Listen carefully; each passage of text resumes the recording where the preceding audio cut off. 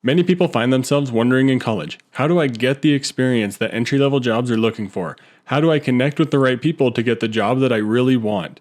Answers to those questions and more in today's episode with Beth Hendler-Grunt. You know, we don't talk about money enough. It's a topic that gets ignored for some reason, even though it plays a role in everyone's day-to-day life. This issue is what brought Money Talk with Skylar Fleming to reality. I know you're probably busy and don't have time to research and learn about all the things that go into personal finance. But that's where this podcast, Money Talk with Skylar Fleming, comes into play. I'm your host, Skylar Fleming. I'm here to do the research and learn about all the things that go into personal finance. The goal is to simply get us talking about money. So let's get talking.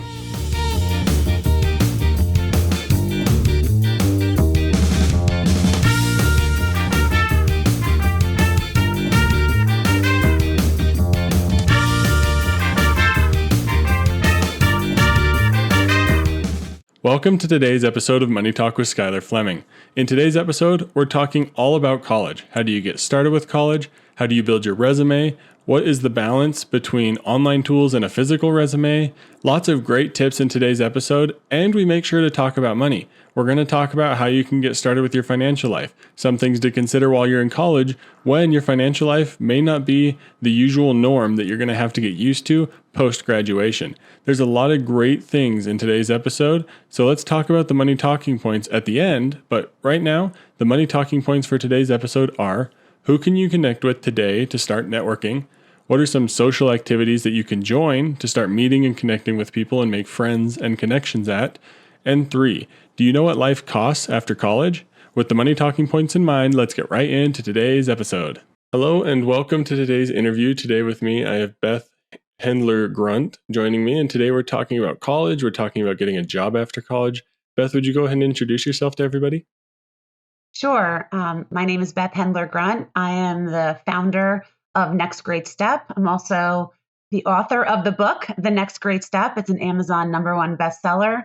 And our sole focus is to help college students and recent grads land the job that they deserve. Fantastic, which is what we're going to be talking about today. We're talking about how to set yourself up to get that job and just how to get on the right track there after college, because that's something that can be tricky. You spend all this time working on this degree and then you don't know what to do after. But what makes it difficult to find a job after school? Oh, that's just a great question. So what makes it difficult to find a job after school? I think the problem for a lot of young adults is they have very good intentions. And I think everyone goes to college with the feeling of the college promise, when you graduate, we'll help make sure that you have this great job.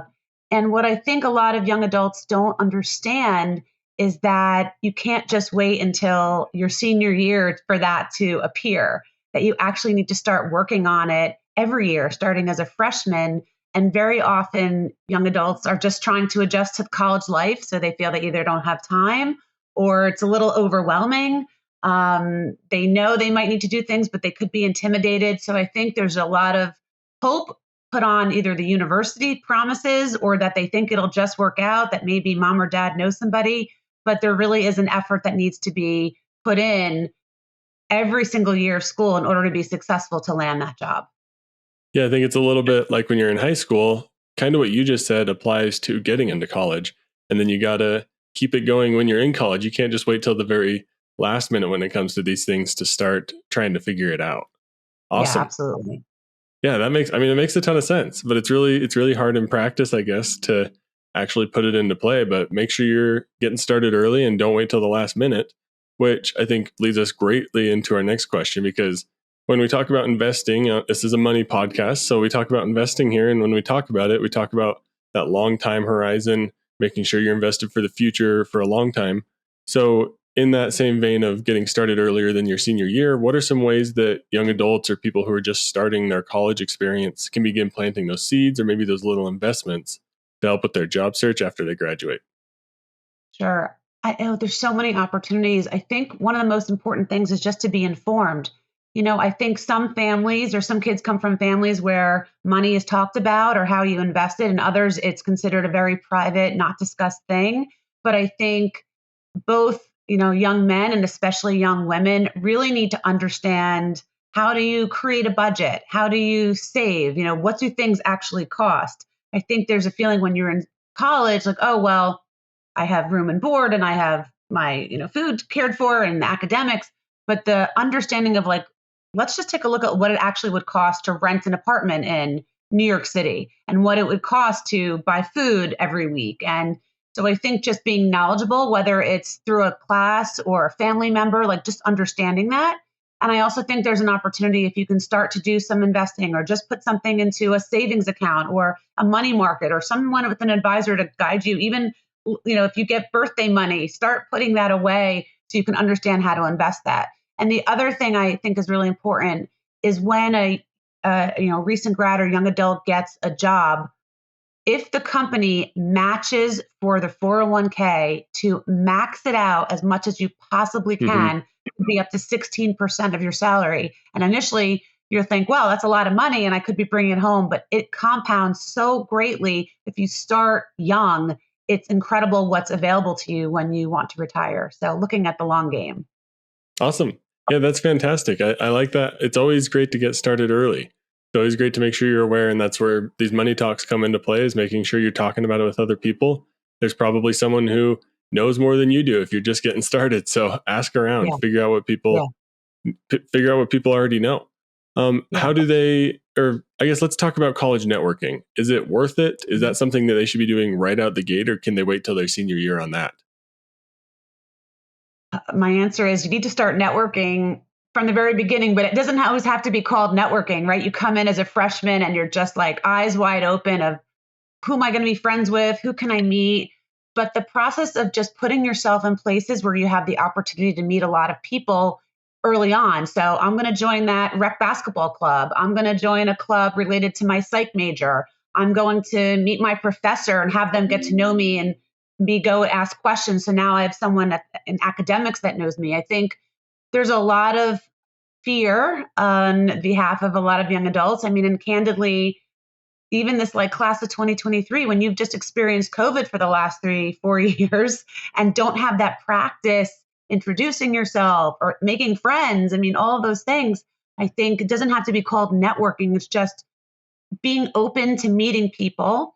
And then as you get closer into wanting to look for an internship or job, starting to be curious and ask questions of how did you do what you're doing? How did you get there? What advice would you give to someone like me who's interested in this? And that will start to really facilitate the ability to connect with people on a level that really opens up doors. Awesome. That makes a ton of sense. I like it. I like the approach of maybe don't look at it as networking, just look at it as making friends. Because I know for me, when I was in college, networking is kind of this scary, big task that you got to take care of. And you're like, oh, I don't like networking. But when you think about it as just making friends and like having conversations, and like you said, that rec basketball league may not be networking per se. You're not talking about your job or career or anything at all. But when you're both seniors and you see each other like in a senior like capstone class or something like that, you already have that friendship built and it's easier to talk to that person. So just put yourself out there. I think that's a fantastic idea. Yeah, wonderful. Absolutely.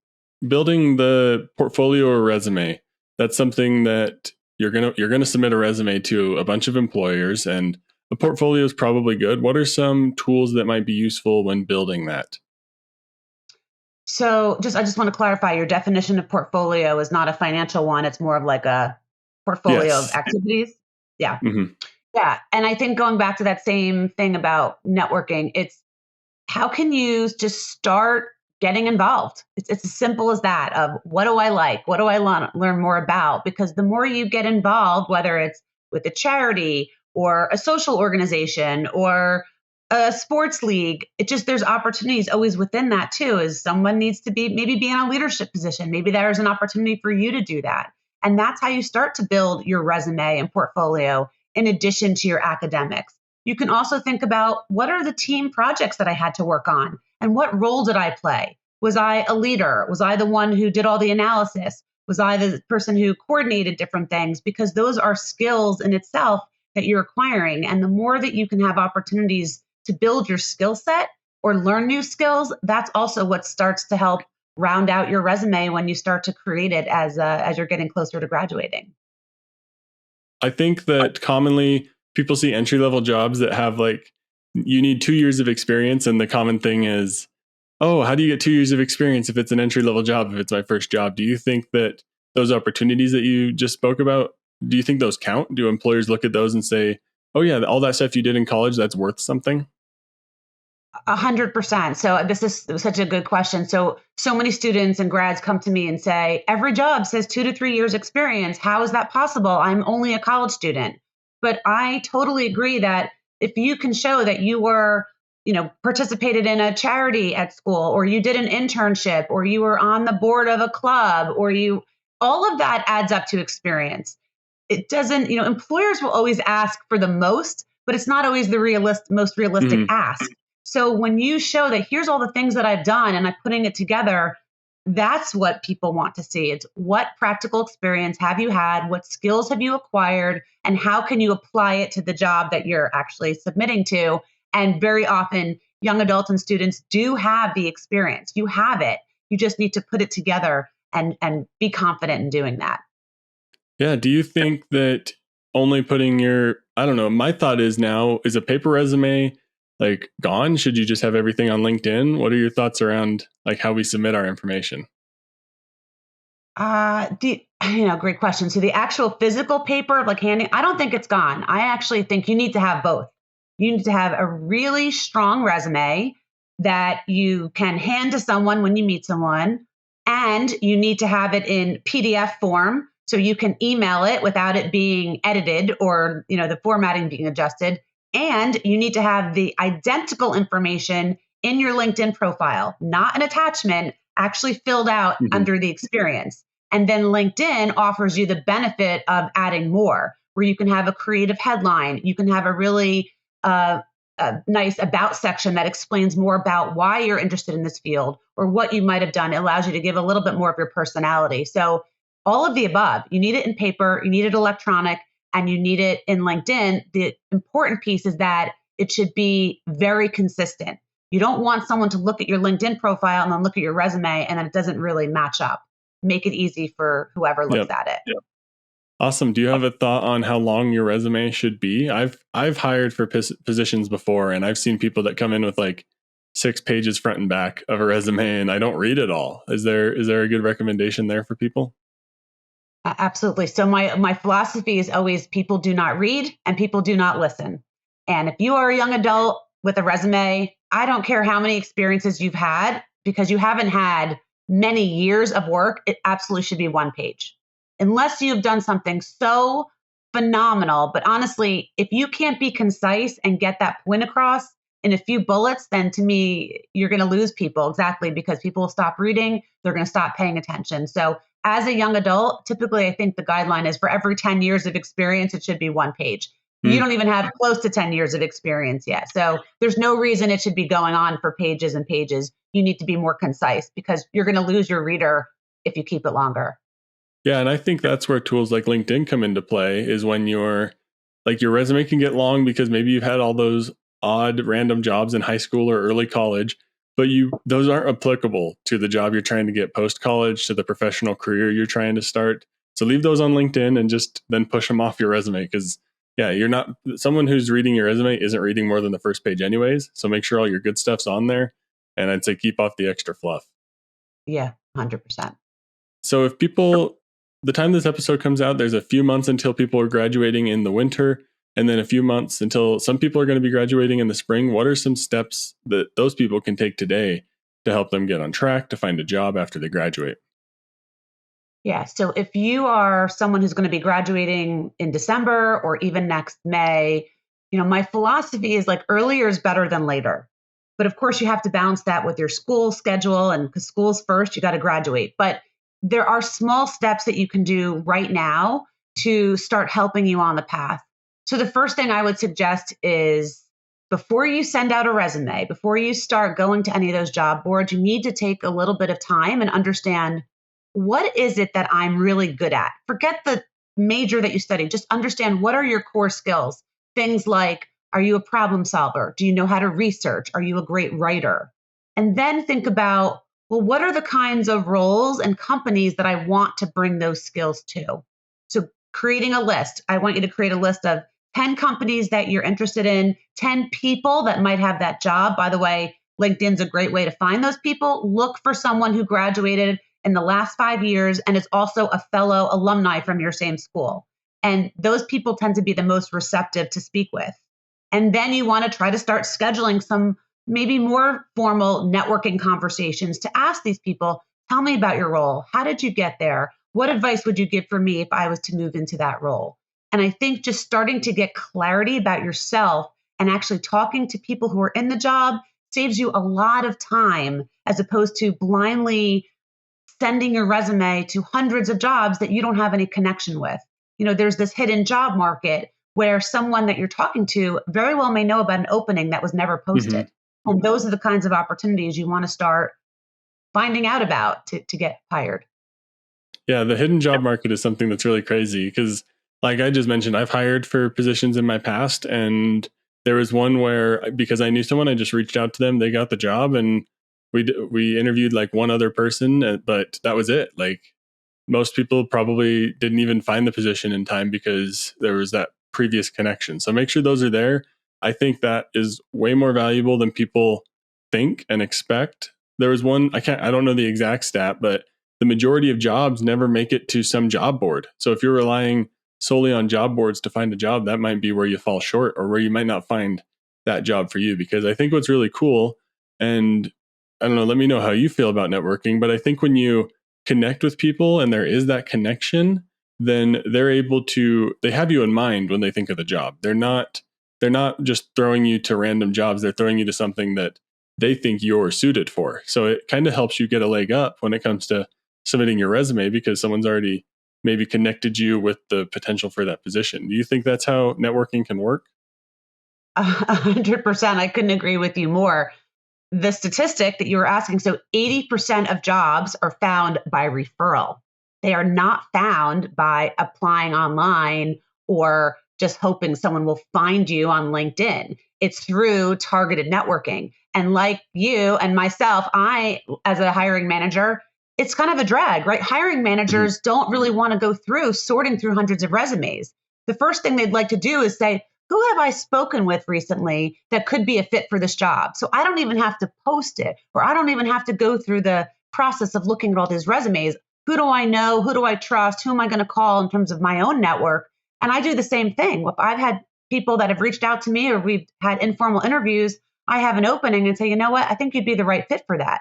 The job was never posted. I mean, that's what's the secret job market, or they call it now quiet hiring. There used to be quiet quitting. Now it's quiet hiring.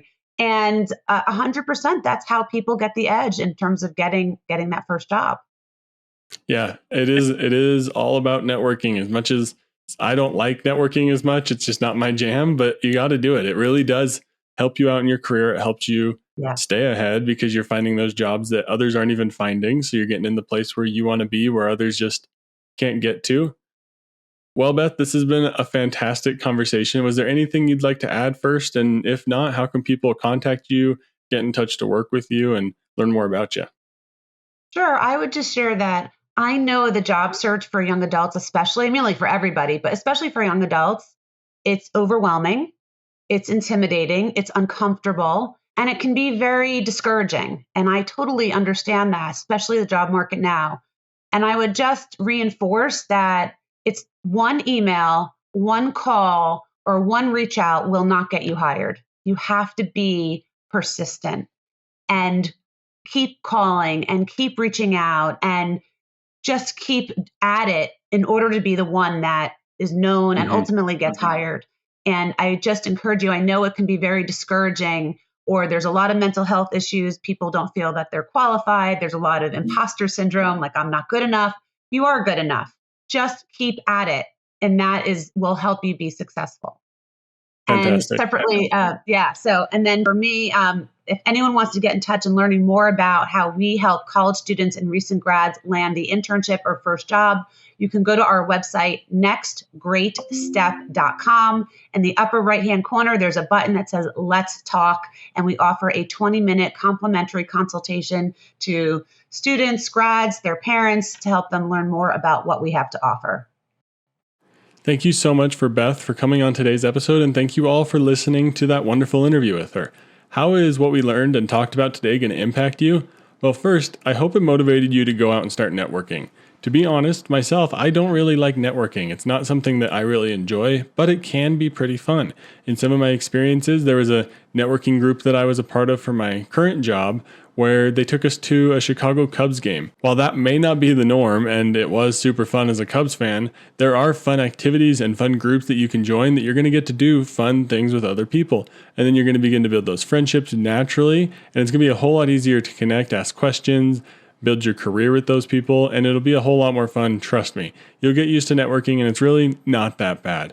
But let's talk about the money talking points. The first one was, who can you connect with today to start networking?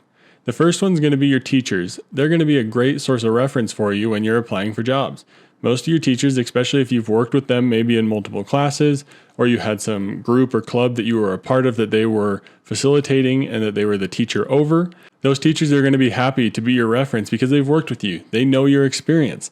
They are how you're going to meet that 2 to 3 years of entry-level experience because they're going to be able to talk about the leadership opportunities that you took. They're going to be able to talk about the hard work you put in college. So make sure you're connecting with your teachers. They also may be able to recommend you for a job as soon as they see it pop up. Teachers are a great source to be connected to if you're getting started in college. The second money talking point, what are some social activities that you can start to connect with people and make friends and connections at? Think about rec sports, clubs, local events, activities. Make sure, find a good friend if you have a good friend at college, take them with you to all of those. That'll make that way easier and less stressful. You can both start connecting with people, and then you can begin to branch off into your career networks and things like that where you're more comfortable with the people who are there. But take a close friend, make it easy on yourself, don't make it a whole lot of pressure, and just start making simple friendships. You don't need to go up to everyone and asking, hey, help me find a job. Hey, do you know anyone who can help me find a job? Don't put those big pressure questions on them right away. Make sure you're just making friends and making connections, and it'll all get easier from there. The third money talking point is, do you know what your life costs after college? Because college can be such a weird time where you just have a meal plan that you pay for, and college is such a nice environment and community that's built around itself. It can be very different from how much life is going to cost after college. Do you have to have a car in college? You're probably going to have a car after college, unfortunately, but that's an expense you got to think about. Make sure you're taking those things into account so that you're prepared when you exit college to start paying for things. It'll help you identify what kind of salary you need, because I know for me, when I was first finding jobs, it's like, what's your salary expectations? Like, I don't know. What is a salary expectation? I've never had to think about that sort of thing. So make sure you're prepared on that front by thinking about what you want to make sure you're making, what you're going to need to pay for your life ahead of time. But let's wrap up today's episode next.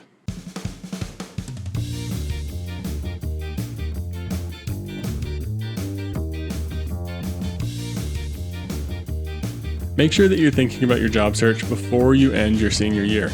It helps you figure out what kind of classes you want to take or clubs and organizations you want to join. I know for me, I had a lot of wonderful experiences start in my junior year, and those were able to build and compound through my senior year to be experiences that matter a lot to helping me find the job that I have today. So make sure you're getting involved, stay involved, find organizations and clubs and groups that are going to help you hone in your skills, help you figure out how to network with people and how to figure out how to take leadership opportunities. It's going to be extremely helpful when it comes to finding a job after school.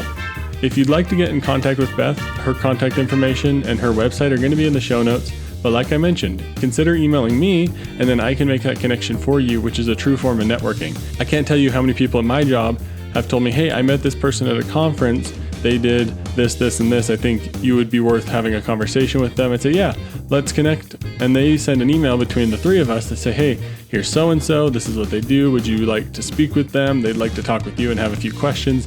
It's really simple. So I'd be happy to connect you with Beth. If you or anyone you know is trying to find a job after college, please shoot me an email and let's connect. Thank you to each one of you for listening to today's episode. Of course, you can head over to YouTube to find the video version of today's episode, but I want to plug next week's episode as well. We're talking about how to manage your grocery budget. There's a wonderful app that I use, and I'm going to show some video tutorials on YouTube, so make sure you're subscribed over there so that you don't miss any of the information and you can find the most useful information on how to manage your grocery budget the best way in next week's episode. I hope today's episode helped you or helped a student in your life figure out how to network and start making friends and start making connections before they graduate to make the job search easier. So make sure to share today's episode with a friend or a fellow student or a student that you know, and make sure to have a money talk about how you can start preparing after college for the job search and for what your financial life is going to cost. Thank you for listening to today's episode of Money Talk with Skylar Fleming. I'm your host, Skylar Fleming. Have a great week. Thank you for listening to Money Talk with Skylar Fleming. This show is provided for informational and entertainment purposes and may not be specific to your unique situation. Please be sure to do additional research before making any financial decisions.